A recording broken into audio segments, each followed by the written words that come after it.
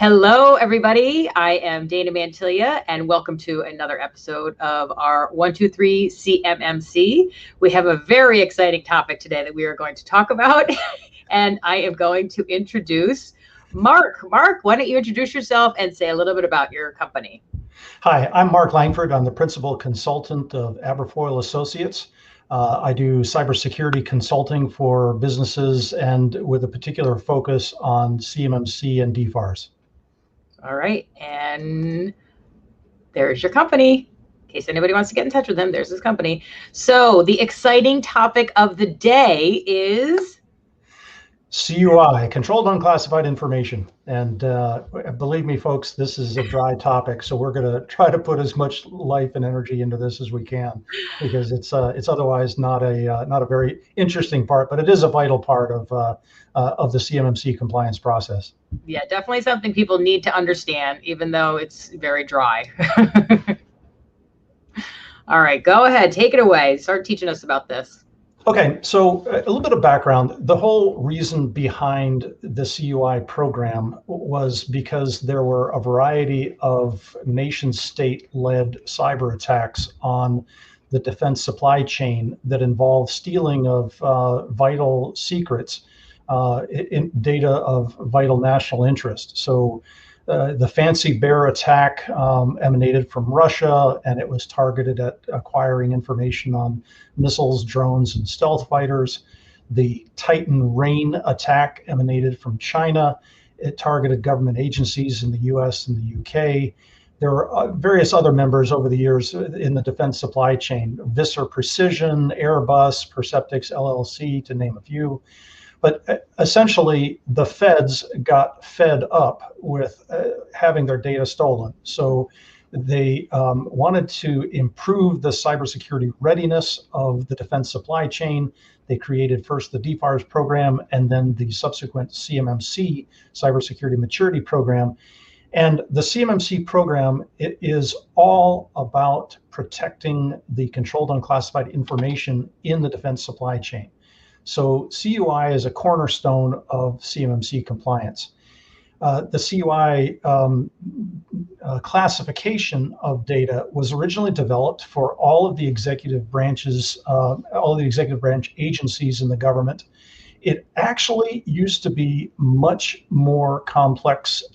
So it has become greatly simplified as a result of President Barack Obama signing Executive Order 13556 back in 2010 that combined together a number of classifications. For example, previously, when every agency used a different set of markings and different classifications and different rules on how to manage their information, once the executive order was signed, all of these rules and classifications had to be rolled back and instead replaced with a common level of understanding and a common classification and marking system.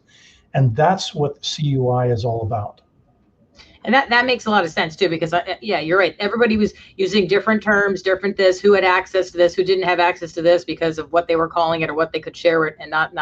And it went back after the 9/11 Commission report. I think that's when they started, when the Homeland Security Act in 2002 first went into place. That's when they realized everybody's talking different languages here. So anyway, it's good that they finally, as complicated as I still think that it is, that they at least made it so it's one thing that everybody can follow. All right. So what's the terminology? So in order to make this a lot less confusing and less onerous, the first thing that you need to do is understand the terminology involved, because you'll see a lot of three-lettered acronyms. All information that is related to a federal contract is FCI, or federal contract information. CUI is a subset of FCI. So controlled unclassified information is a complete subset. It was created by eliminating three other classifications. The previous classifications were things like FOUO. I always get messed up on that one, which was for official use only. That was a data classification. CUI replaced SBU, sensitive but unclassified information. It also replaced LES, which was law enforcement sensitive information. So those three classifications of data have been rolled into CUI. In addition, CUI has two subclassifications. So you may hear the acronyms CDI, which is covered defense information, and CTI, which is controlled technical information. And both of those are subsets of CUI. Now, the term unclassified in this sense relates to government classifications of the sensitivity of data. In the US government, they have classifications like confidential and secret and top secret to cover what is classified information. So CUI is unclassified, but it cannot be released to the public without prior written authorization. Okay, now we know. So, one thing I do want to say real quick too is that knowing the difference between FCI and CUI is going to be very important for people when they're determining, well, which level of this CMMC are we going to need to get, 1 or 3? So what is CUI? Right. So the definition of CUI, according to the Department of Defense, is government created or owned information that requires safeguarding or dissemination controls consistent with the applicable laws, regulations, and government-wide policies. And that's a real mouthful, okay? CUI is not classified information, as I just mentioned. CUI is not corporate intellectual property unless it was created for and included in the requirements related to a particular government contract. Now, in general, CUI is information that is marked or identified in a government contract or is provided by a government contractor by the DoD in connection with a contract. And it requires safeguarding or specific dissemination controls. However, it can also be content that is developed by the contractor themselves during the fulfillment of the contract. And all of that information needs to be added to the list of what is covered by how it is the CUI that is handled by the organization. And it must be marked and identified by the contractor as requiring safeguarding or specific dissemination controls. So is the Department of Defense going to tell you what your CUI is, or do you have to identify it yourself? Well, that's a great question. The Department of Defense should be able to tell you in a particular project what is CUI so that you know how to mark it and identify and handle it. However,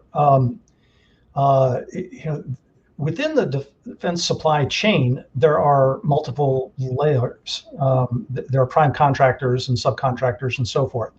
And information gets trickled down from the Department of Defense to prime contractors, to secondary contractors, and so forth. And at each layer, there is information that qualifies as CUI that should be added and handled and marked accordingly. So I would suggest for any defense contractor, yes, take a look at whatever is designated as CUI from the Department of Defense, but there is likely other information that you may have been given from primes and other contractors that qualifies as well, in addition to what information you're generating yourself that would qualify as CUI. Yeah, and I hate to also mention too that the subcontractors are going to need to get CMMC certified as well. So they may not be expecting that, but there you go, cat's out of the bag. All right, so what are some examples of CUI? So the list here is really lengthy.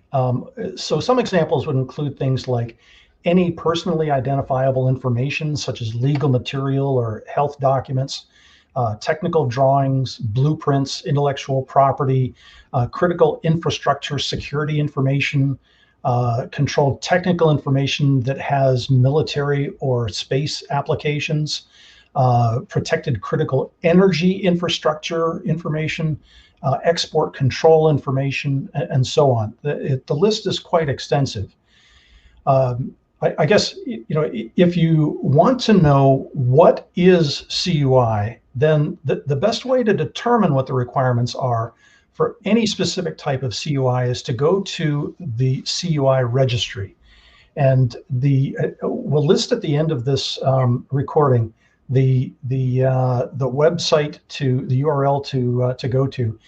But the best way to verify is go to the CUI registry, check to see if the information that you are adding to a contract qualifies in one of those 24 categories or 83 subcategories in the CUI registry. And if it does, then you need to mark it and handle it as CUI.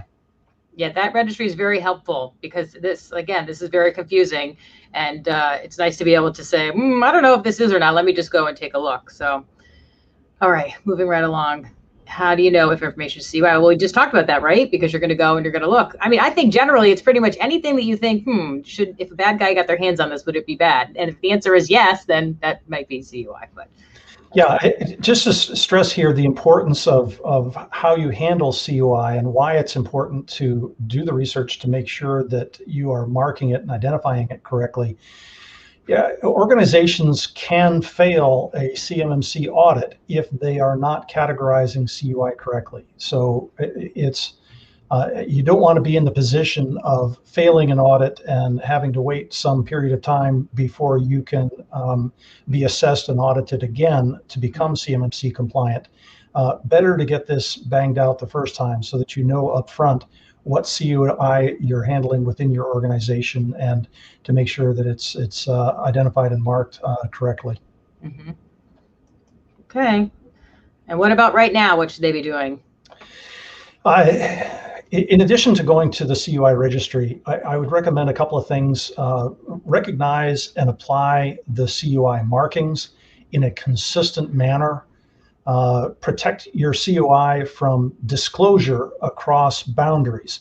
Within organizations, oftentimes the CUI carrying portion of that company, the systems that are carrying CUI may be different from the rest of the organization. So you need to be sure that you are not allowing access to others, even within your own organization, who don't need to have access to the CUI information. And the same is true with disseminating CUI outside of your company. And then finally, and perhaps most importantly, raise the awareness of CUI among your staff. This isn't just a 30-minute discussion in the break room. Organizations who are handling CUI and want to become CMMC compliant really need to have a persistent education program with their employees to define what is CUI, to make sure that it's not omitted and overlooked, and therefore creates a strike in the CMMC compliance audit. Mm-hmm. And you had mentioned marking CUI. If you go to the Department of Defense website, they have very clear explanations of what you should be doing. If you're sending an email with CUI, if you're sending a letter with CUI, if you're storing it, or whatever, it's very specific what you need to do. So, but they do a good job explaining it over there. So if you get a chance and you need to know how to mark it. Great point. And everybody keep in mind that the marking is not only for virtual data, but it's also for physical systems. It's actual peel-off labels that you would put on servers and computers that are carrying CUI, so that it's obvious that these are handling controlled unclassified information. That's part of the process of raising the awareness amongst everyone involved in government contracts that those systems need to be handled differently from other systems, and that's a first step towards safeguarding the information. Yeah, and that's one thing too that the assessors are going to be looking for when they come and visit to do your assessment is the markings. So keep that in mind too. Okay, so let's see, we did that. So now, this is what we're going to talk about next time. This is from last time. We don't need this one. That was the last time we were here. So that's the end of what we're going to talk about there today. Oops. So next week. Yes, next week. I just typed it in here. Why don't you just tell us what we're doing next week? Sure. And now that we've gotten through the thrilling topic of what is CUI, next week's topic is what do I need to do to comply with CMMC? Mm-hmm. And this is kind of a walkthrough of what kind of effort you should expect to put in within your organization to go through the CMMC compliance process, whether you're looking at CMMC maturity level 1 or maturity level 3 or anything higher than that. So stay tuned for our next webinar. Yes, yes, yes. And then again, if you need to get in touch with Mark, here's his email address. You can send him a message. And if you need to get in touch with me, there's my email address. So thank you very much, everybody. We appreciate your time and hopefully you learned something. We'll see you around on the next one. Bye.